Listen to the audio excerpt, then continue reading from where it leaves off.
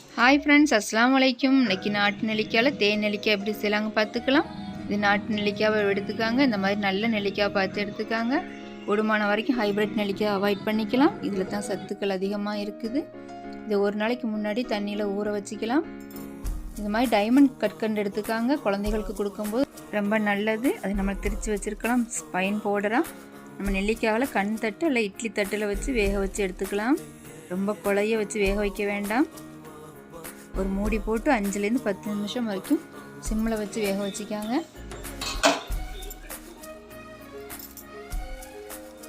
இந்த மாதிரிக்கு வெந்தால் போதும். இது ஓரமாக இருக்கட்டும். கற்கண்டு நம்ம பொடிச்சு வச்சுருக்கலாம் நல்ல பவுடராக.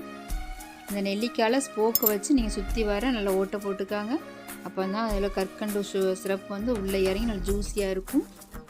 இப்போ பவுடர் பண்ண கற்கண்டில் மூழ்கிற வரைக்கும் தண்ணி இருந்தால் போதும். லேசாக கொதி வந்ததுக்கப்புறமாட்டு நம்ம அவிய வச்சுருக்க நெல்லிக்காவை அதில் போட்டுக்கலாம். கொதி வர வரைக்கும் ஃபுல் ஃபயரில் வச்சுக்காங்க. அதுக்கப்புறமா மீடியமான ஃபயரில் வச்சுக்கலாம். இது சிறப்போட நெல்லிக்காயும் கூட கொஞ்சம் நல்லா வெந்து வரும்போது உள்ளே ஜூஸியாக நல்லா இருக்கும். அப்பப்போ கிளறி விட்டுக்காங்க, அடி பிடிச்சிடக்கூடாது. அது கலர் மாறி சேஞ்ச் ஆகி வரும். அது வரைக்கும் வெயிட் பண்ணிக்கலாம். இந்த மாதிரிக்கு வரும். நல்ல நெல்லிக்காய் இன்னும் நல்லா வெந்துடுச்சு, கலரும் மாறிடுச்சு. அவ்வளோதான், நம்மளுடைய தேன் நெல்லிக்காய் தயார்.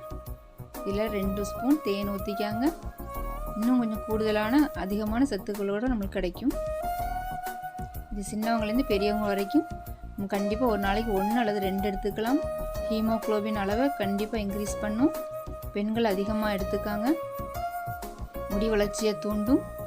இதில் அதிக சத்துக்கள் இருக்குது. கூடுமான வரைக்கும் நாட்டு நெல்லிக்காய் பார்த்து எடுத்துக்காங்க. சீனி வேணால் நாட்டு சர்க்கரை இல்லாட்ட டைமண்ட் கட்கன்னு சொல்லுவாங்க, அதை எடுத்து சேர்த்துக்கலாம்.